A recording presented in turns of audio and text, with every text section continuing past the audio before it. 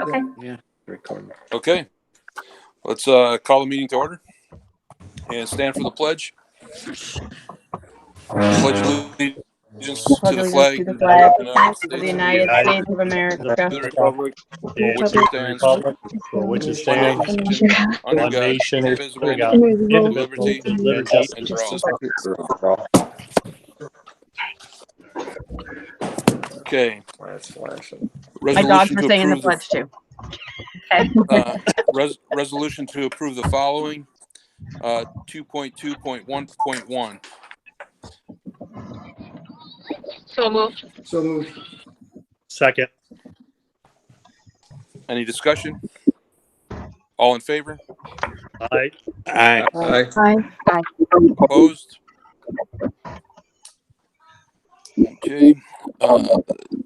Can I have a motion for 2.3.1 through 1.1.1.2? So moved. Those are numbered wrong. I'll change the numbering. Okay, yeah, so I'll read these separately. The first motion would be to approve the agenda then. 2.3.1. So moved. Second. Any discussion? All in favor? Aye. Aye. Aye. Opposed? Okay.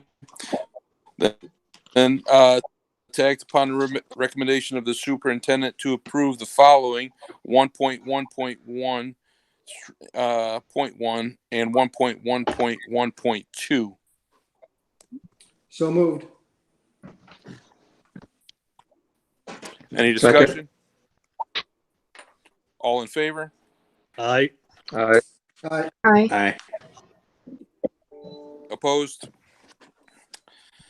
Okay, the next regular board meeting will be on June the 4th at 6 p.m. with an anticipated executive session at 5:30. To act upon the recommendation of the superintendent to approve the following 3.1.1.1 through 3.1.1.2.6. So moved. Second. Any discussion? All in favor? Aye. Aye. Opposed? Okay. By way of President's report, again, I want to thank you, Kelly. I want to thank Chris Arnold and Lori for their constant communication with students and parents. It's greatly appreciated. And then I want to thank our entire faculty, our teachers, speaking both again as a board member and as a parent. As recent as today, our school principal was at our homes delivering yard signs for our seniors. To see the level of passion and commitment teachers have for our students is just second to none. Couldn't be more proud to be part of Dundee. Couldn't be more proud to be a part of the team that is called Team Dundee. So thank you again. And with that, I will hand off to you. Well, thank you. I appreciate that. And I know that they do listen to this, the recording, so they will appreciate hearing all of those compliments. So thank you. I wanted to start off by just giving congratulations and a shout out to our class of 2020 valedictorian who happens to be here with us this evening. So Yeah, Mr. Leah Brewer. Yes, congratulations. That's fantastic.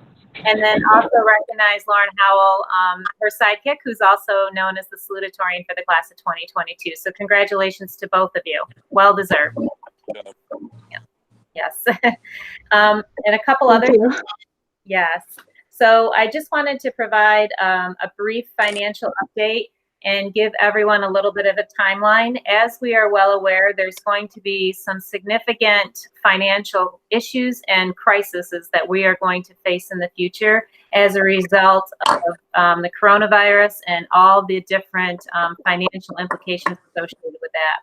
So I attended a meeting with Phil Palmisano and some others earlier this week, and I also had a New York State House of Delegates meeting this afternoon, and really the information coincides with one another. So a little bit of a timeline in what we're looking at this point. The first measurement period expired April 30th, and so what is transpiring right now is that the New York State Comptroller is reviewing all of the tax sales and other revenues from New York State for this first measurement period, which obviously isn't going to be a lot because so many businesses are closed and tourism and everything has been halted. And so what he's doing is he's reviewing the revenue picture for New York State as a result of the end of this first measurement period. And then he is going to be providing his report to the governor. We've been told that the report to the governor will take place tomorrow on May 15th. And then the governor will take that information and analyze it. It's projected that for this first measurement period, we are to be about $8.2 billion short from balancing the state budget. So that $8.2 billion has to come from somewhere.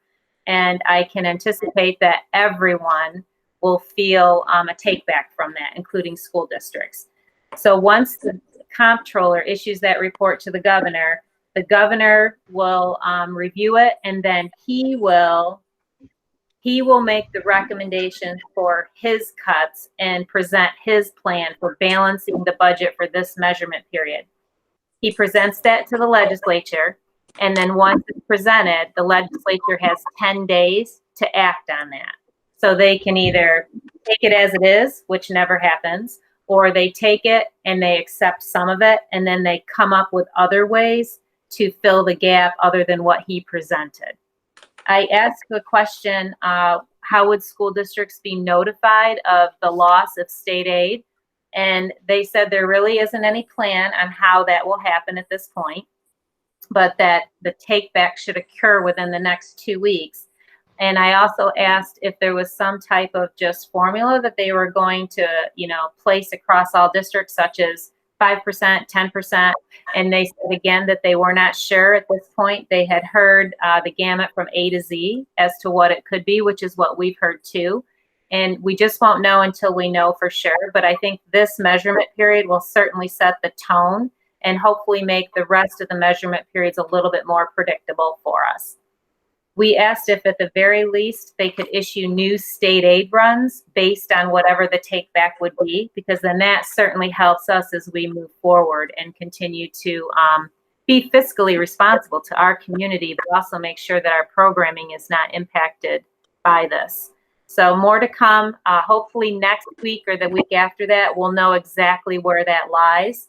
They also stated that the 4-year projection is $60 billion, that's the gap they're looking at over 4 years. And again, the money has to come from someplace. So we'll just have to continue to be as financial savvy as we have been. And, no one does and works harder for us than Melissa Lawson. So, just continuing to make sure that we're being very mindful of every piece and every portion of our budget, which is what we always do.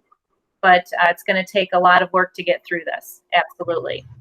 And we did ask for some flexibility with some of our reserves. Like that's something that they can do for us, is to open up the use of the EBLAR reserve and things like that. They keep telling us that they've heard us, but that will take an act of legislation, and that just hasn't happened yet. So that's where we're at. They also continued to reiterate how important it was that the economy be opened back up, that businesses be opened back up, that the state be opened back up, certainly understanding that has to happen when it's safe to do so, but that's really the key to the end of this financial crisis, is to have people out there spending and investing again, because currently everything's just at such a standstill. So just a quick update about that. I also wanted to just reiterate, talking about financials and our own school budget, I just want to make sure that the public understands that it's by absentee ballot only that they're going to be able to cast their ballot this year for the school budget. It's the only way that they're going to be able to vote for Board of Education officials as well. And so a huge kudos to Jill Denmark. Oh my gosh, she has literally created something that no one thought could be done. And literally it was done in like 2 to 3 days. She had obviously a little small army that we put together, but it really was Jill that took this on and did just an amazing amount of work in a very short period of time. And when you think of over 2,500 ballots that went out the door when they started on Monday and they were out the door by Tuesday, the ballots were out. The newsletter went out today, right? I think it was Tuesday the ballots went out, and then newsletter went out today. And like I said, you're talking over 2,500 ballots at the cost of almost $10,000. It was a huge undertaking. And I also want to just say Melissa Lawson was a big part of that. Sue Lanfair, Mel Jefferson, and Nikki Allen all helped with that. So we really appreciate everyone. It was like all hands on deck to get the job done, and they did it. But again, for the public, just to, again, understand that it's by absentee ballot only. And so you should, in all intents and purposes, have your ballot by Monday. I would absolutely say you should have your ballot by Monday. If you don't receive one, though, next week, by midweek, please call the office and make sure that you leave us the information, such as your name and address, and we'll put one out in the mail to you immediately, because they must be received by Tuesday, June 9th at 5 p.m. to be counted and to be valid. So they absolutely have to be received by Tuesday, June 9th at 5 p.m. If you have your ballot and you realize you hadn't mailed it out and it's the 8th or it's even the morning of the 9th, we want your ballot to count. So what we're going to do on Tuesday, June 9th is put a drop outside the district office entrance where you can drop your ballot in the locked box outside the district office entrance from 7 a.m. to 4 p.m. or 5 p.m. I'm sorry, 7 a.m. to 5 p.m. because the polls close at 5 p.m. So at 5 p.m., Rob will read a statement that basically closes the polls, and then at 5:01, we can start opening the ballots and tallying them. There's still some confusion and uncertainty about opening the ballots, meaning that we've been told that we might have to live stream that process. So there's another legal webinar next week where we're hoping to get the answer to that question, a few other things. So if we do have to live broadcast that, we'll do that through our Facebook Live channel, because that seems to be a really great way for us to be able to get to our community. So we'll use that as our tool to do that. Again, we're just not sure if that's going to be a requirement or not, but that is something that has been discussed. And so again, there's a couple different propositions on the ballot. We're asking people to make sure they read the entire ballot. Make sure you sign the absentee envelope, because those things need to be returned in order to make your ballot count. Otherwise, it'll be invalid. And I also want to make sure that people realize there are 4 people running for 3 seats on the Board of Education. So make sure that you read that fully and clearly. You read all the way through before you make your choices and cast your ballot. Okay. The next item I wanted to talk a little bit about was the last day of school. We haven't been given a definitive yet by the governor's office or by state ed in regards to what the last day will be. Typically, it's when that last Regents exam is given, and then there's rating day, and that calculates and really determines the last day for all districts across the state. But because there's so many different school calendars and other things have changed over the last 8 weeks, such as there hasn't been any spring breaks or vacations. Those have all been canceled and now are deemed as school and session days.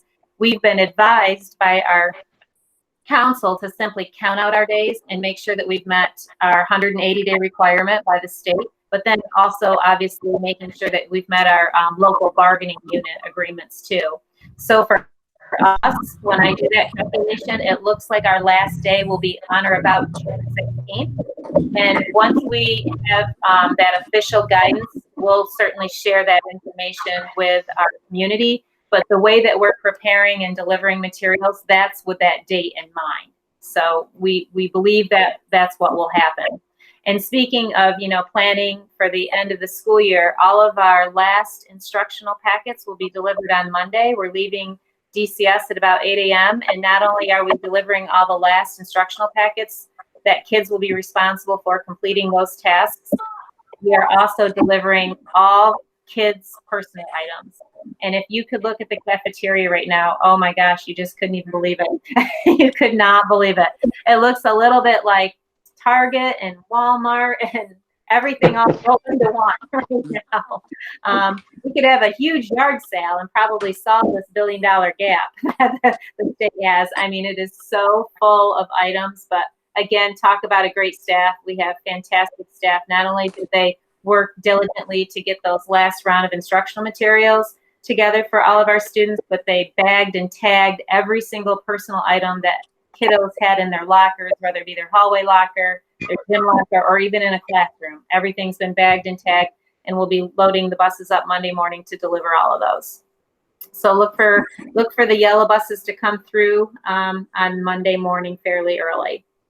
The returning of materials, what we're going to do is on June 8th, 9th, and 10th, that's a Monday, Tuesday, and Wednesday, we're going to leave the Wellness Center entranceway open like we did this last time from 7 a.m. though to 4 p.m. And there will be drop boxes in there for homework to be put in for both the elementary and the junior, senior high school. But there'll also be tables set up in that area where families can return student computers, chargers, library books, textbooks, instruments, graphing calculators, all those items that over the last 8 to 10 weeks that we've spent time delivering, so that we can get those items back for inventory purposes and also prepare to open school in September. We need to use those things again.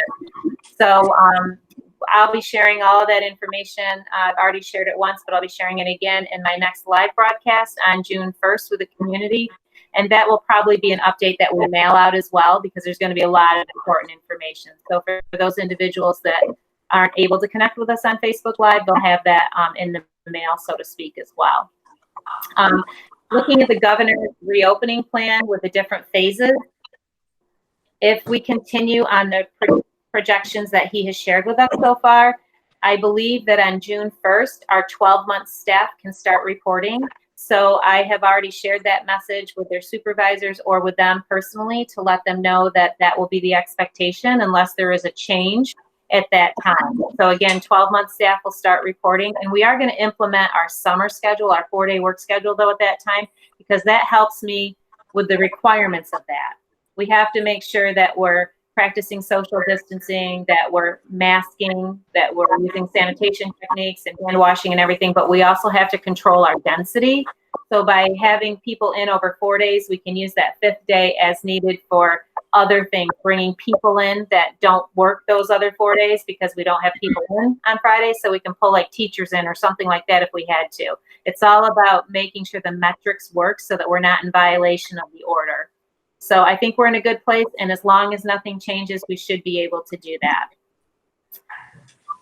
And I also wanted to talk about 2 other things. I also wanted you to know that I've been working with the Department of Health regarding our graduation plans, and I was able to create, a plan A, a plan B, and a plan C. Plan A is easy. I'll never get it. I wanted to ask for it, and that was traditional, no modifications, no changes. I'm not going to get it, but I'm going to ask for it. So I asked for it, and I was told, yeah, that's not going to happen. But then I got plan B, and I really think plan B is very doable. So it's our traditional graduation ceremony, all the elements, but just modified.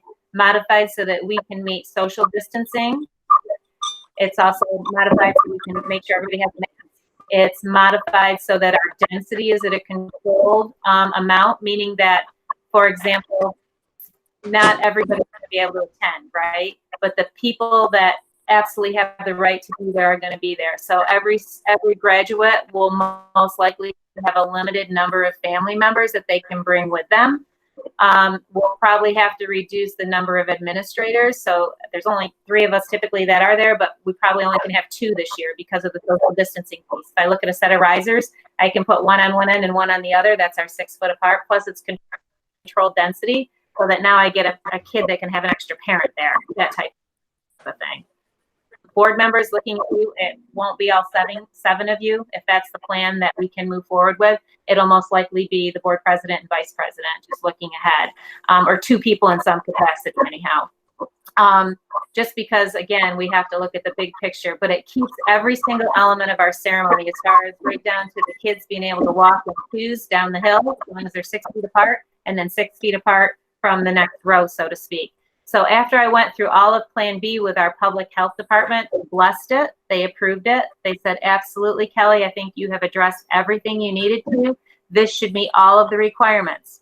But they said you have to remember it'll be ultimately up to the governor. So right now, the governor obviously has a ban on all social gatherings, right? So that's what it's going to really hinge on, is a change in the current executive order. Now, they really believe that, because currently the social gathering is part of this first executive order that was New York paused through May 15th. So when I spoke with them yesterday, they truly believe that that will be extended. We've heard June 6th, so that will probably happen. But there's a lot of time between June 6th and June 26th when we have our graduation. So they're very hopeful. We're very hopeful at this time. And like I said, to be able to give that to our kids, that traditional graduation ceremony with modifications, I expressed how extremely important that was for us. And they told me, do not cancel anything at this point. They very much felt like the plan that we have created, as long as the ban on social gatherings is lifted to some extent, we have met that criteria. And if we think about when they closed the state, we kind of climbed down the ladder, right? So it was first reduce occupancy by 75%, then reduce it by 50%, then, get down to 25%. Then it was eventually only 10. So they feel like when he lifts that ban on social gathering, we'll start laddering up. So we used that formula of how do we reduce by at least 50%, and we are well below that with what we have presented. That's why they felt very, very favorable that we'll be able to be given the green light. They said that it would be one or two things. It'll be the governor through an executive order, but it also might be the governor in his executive order giving that control or power, so to speak, for gatherings for the regions to that control group that he's mentioned in his press releases. So because our region, we're very fortunate too that our region, the region that we're in, is the Finger Lakes region, but then the Southern Tier region, which is just below us, we're between both of those. We're both in phase 1. So that's very, very favorable for us to possibly make graduation happen. So they said that either the governor will just do a blanket executive order, or within the executive order, will say it's up to those two control groups to make the decision for their regions on social gatherings, which will all be based off then the metrics. So as long as our data and our spikes in the virus don't go up, I really think we're going to be in a good place. So I know that was a lot of information. Is there any questions about just that piece before I go on to my last topic? Yeah. Well, I don't necessarily have a question. So much more to come. I just want to thank you on behalf of the kids. I just wanted to thank you for your dedication to graduation, to trying to make, and in keeping with sort of traditions as possible. I think a lot of other schools are just saying, nothing against other schools. We got to make a plan here. We're going to do it virtual, and they're going to do their best. But I just personally, as somebody that graduated from Dundee, I personally really appreciate that you're trying your best to keep the traditions alive and make sure that the kids are properly honored. I think that's really admirable, because God knows you have about a million other things happening. So, thank you. I appreciate that. Jokingly, I said, well, people that violate it get a GoFundMe page. Maybe we'll solve all our budget problems. Maybe we'll get a GoFundMe page set up. I don't know. But I'm really feeling positive about it. But I will tell you, too, the other thing that I did is I reached out to Sheriff Spike's office and asked to meet with him in 2 weeks, just because I think it's important that he's part of this plan, because it falls under that whole office of making sure that we're not violating any orders. So he was very excited to participate, and we'll probably need his help a little bit too. He asked me if I thought there was going to be any concern with people not following the rules, and I said absolutely not. And I think it's because of what Brittany just said. People are going to be so grateful to have that opportunity and not have to do a ceremony virtually, that I don't think that's going to be an issue. I really don't think it's going to be an issue at all for us. So, okay, the last thing I wanted to touch upon was Denver's. Go ahead. I'm sorry. Jess, did you have a question? No? Okay. The last thing I wanted to touch upon was the conversation that we have participated in with Bradford regarding partnering for athletics. And so they are very interested in establishing a partnership with Dundee for athletics. And it's obviously a change in the conversation from a couple years ago. And so they openly admitted to us that they weren't at the point of necessarily seeing it at that time. And it was because they had a big group of kids that were, you know, making their way through their high school, so to speak. They were having great success, and they just couldn't necessarily see the need at that point. So things obviously have changed, and they were in a similar situation to us, I guess how I would describe it, where they were able to have their kids participate with Hammond Sport, like we were able to have our kids participate with Watkins, but it wasn't a true partnership, meaning that we weren't necessarily going to be able to host those teams at our alma mater, at our home districts, because the other district that we were sending kids to, they didn't have the same needs that we did. And so they realized that what we had presented them a couple years ago was exactly what they were looking for.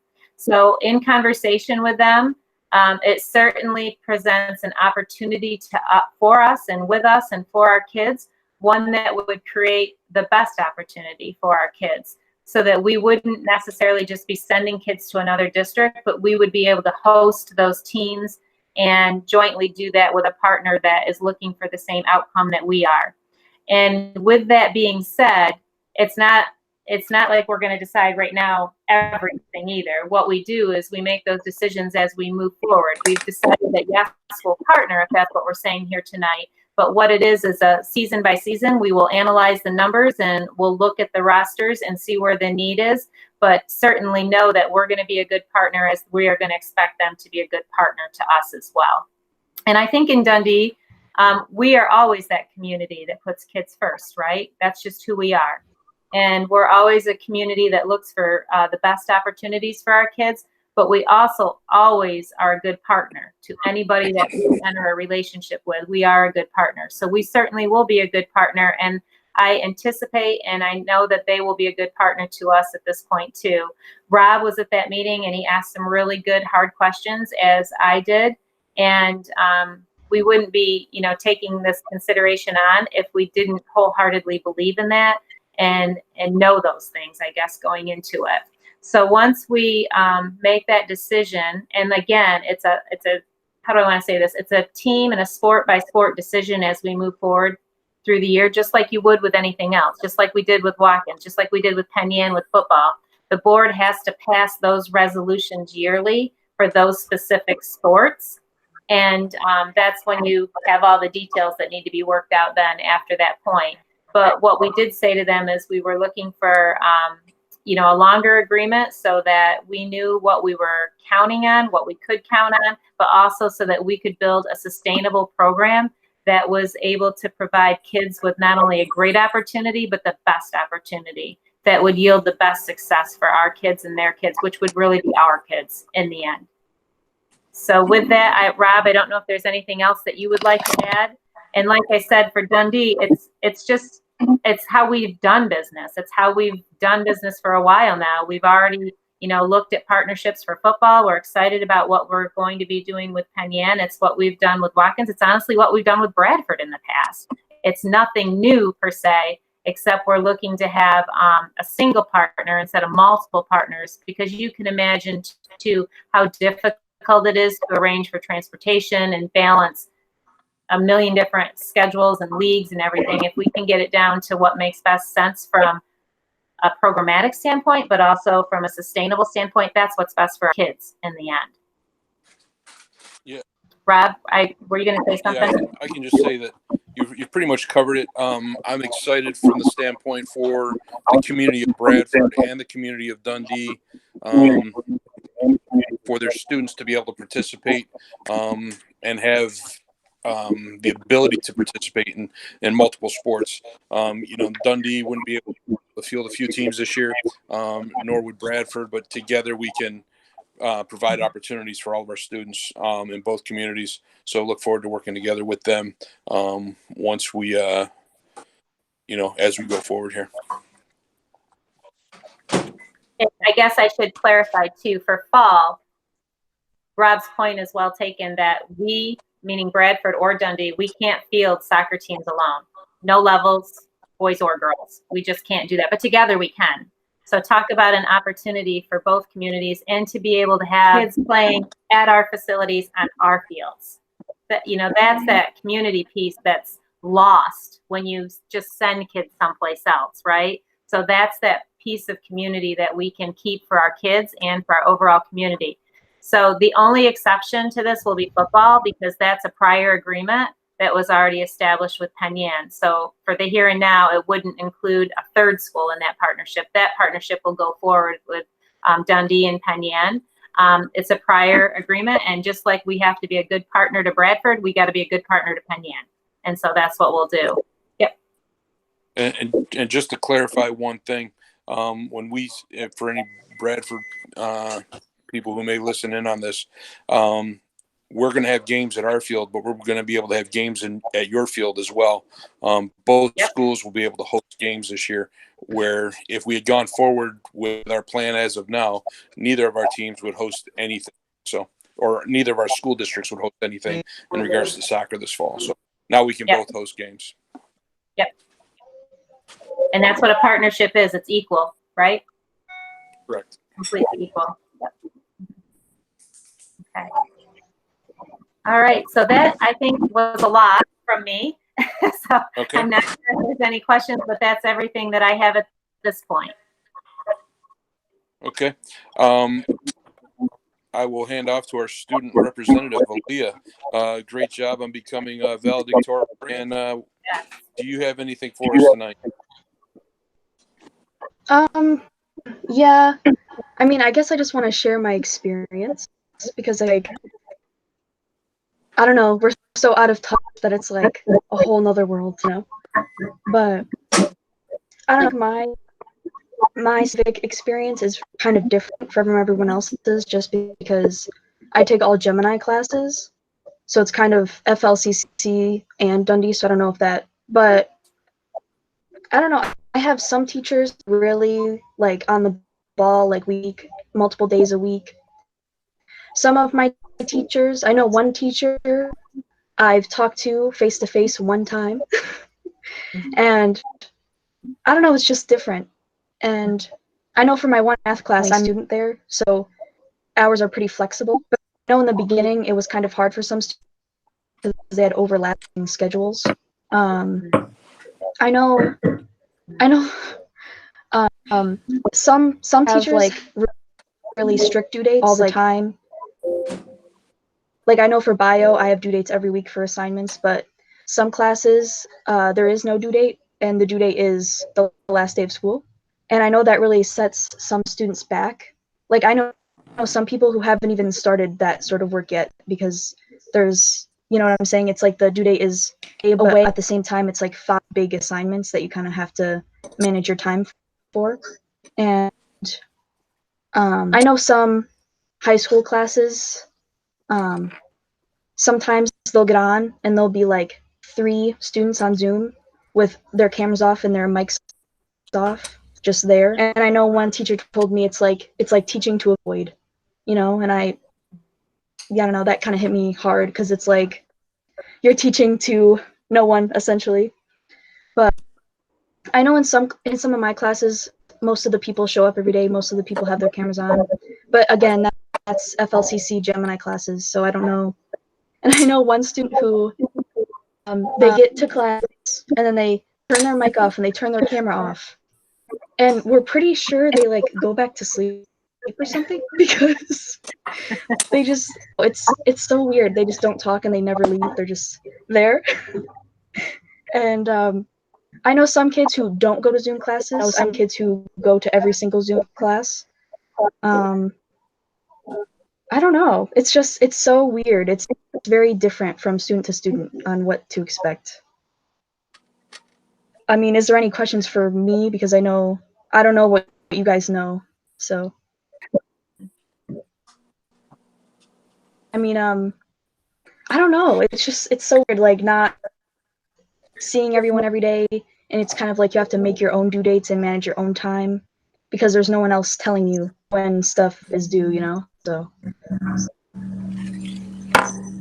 I guess I have, unless there's questions. I guess, Aaliyah, I would ask a question. I don't have. I just have one question because there's been a lot of discussion, I'm sure that you're aware of lately, about once we open back up, about re-imaging education in other parts of New York. So what is your thoughts or feelings about true online learning, where before it was, oh, I can take a class or two online, but now it's your entire experience has been put into an online learning platform. What are your thoughts? Honestly, it depends on the student, because I know I have the capability to do that sort of thing, but I know other students really don't. Mhm. Like, I know my boyfriend Brandon, he goes to Alfred State, which is a hands-on school. It's a trade school. He's going for electrical engineering, and all his classes went online, and it was like a whole totally new thing, and he had a lot of trouble. Like, it really depends on the student, you know. It depends on what their capabilities are and what their learning habits are. So So it's like what we've always known. It's never a one fit thing for everyone, right? It's got to be diversified. right. But I also think if we went purely online, it has to be structured, because I know some teachers really don't structure, and it really hurts some students academically because they just procrastinate. But I feel like in a really structured online environment, it would be better, you know. So Aaliyah, what question would you have for teachers during this time? Do you have any questions for like teachers? I don't know. I mean, I guess,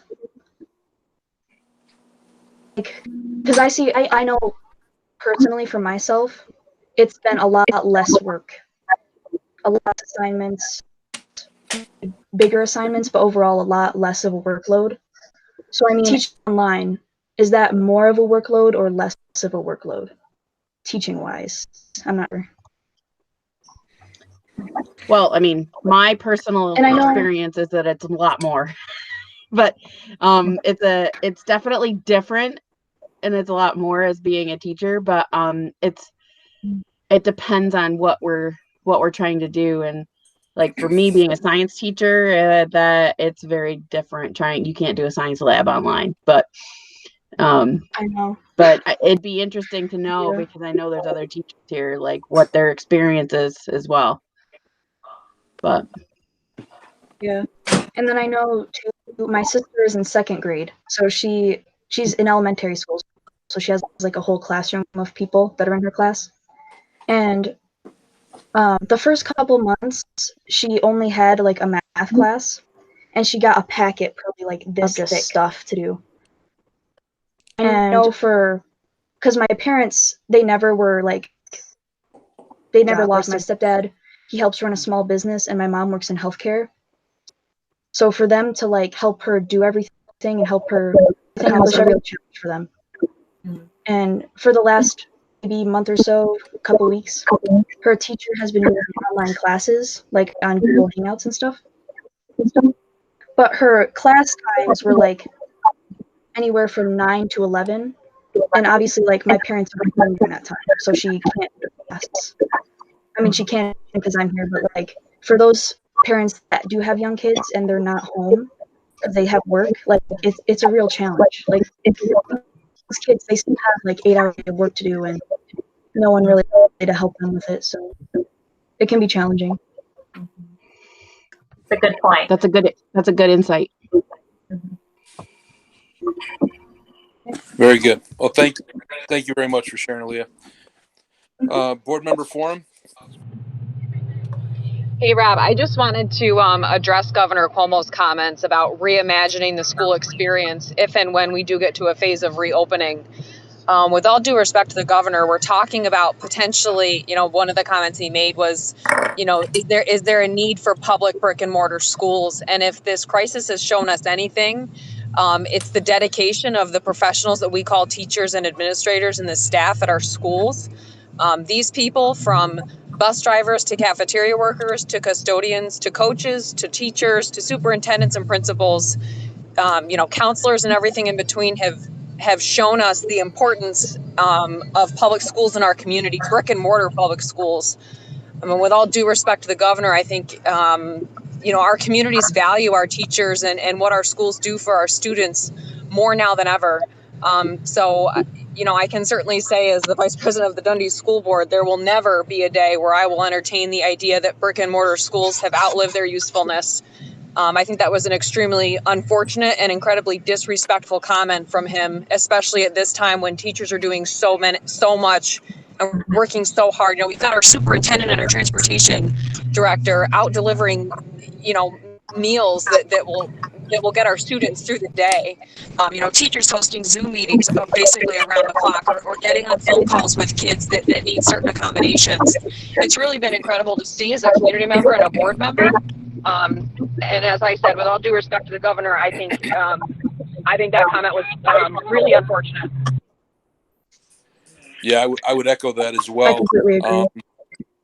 If we've done anything at all in this time, we've proven the importance of our local school districts and the involvement that they have in our kids' lives, our students' lives. The amount of kids that don't have access to internet to do Zoom meetings.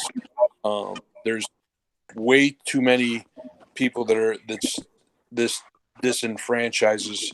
Let alone, Aaliyah just mentioned, parents are working.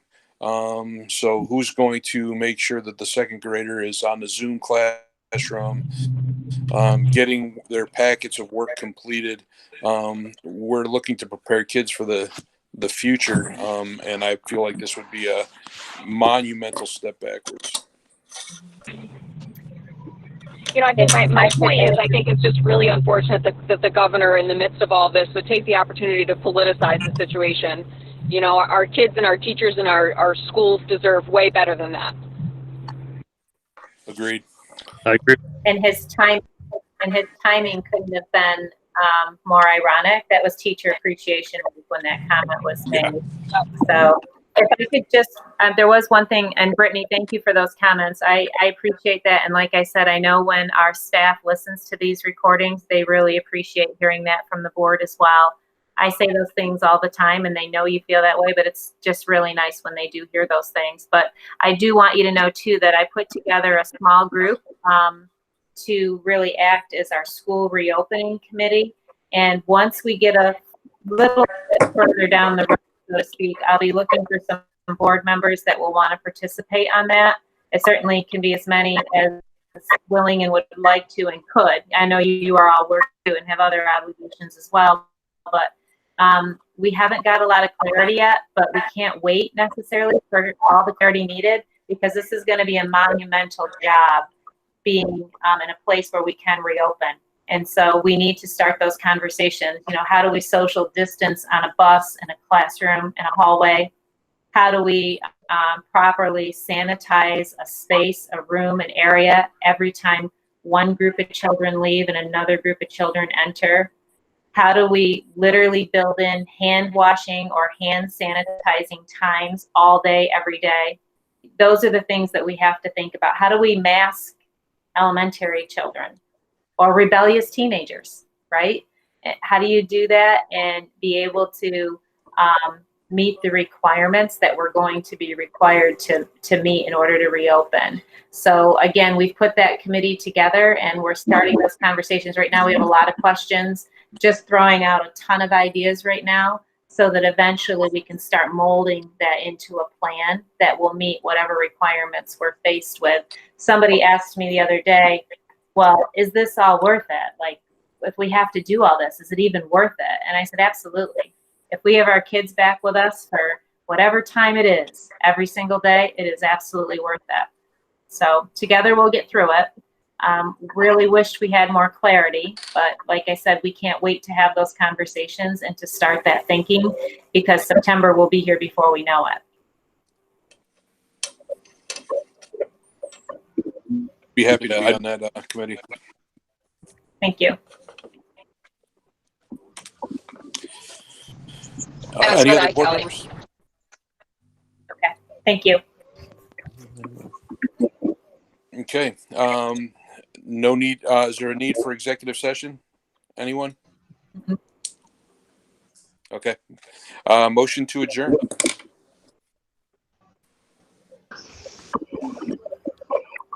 So moved. Second. All in favor? Aye. Aye. Very good. Thank you all. Okay. See you later. Yes, thank you, everyone, and have a great week. That I'll make sure I follow up with you about the 19th, but that should be all set. Thank you. Bye. Yeah.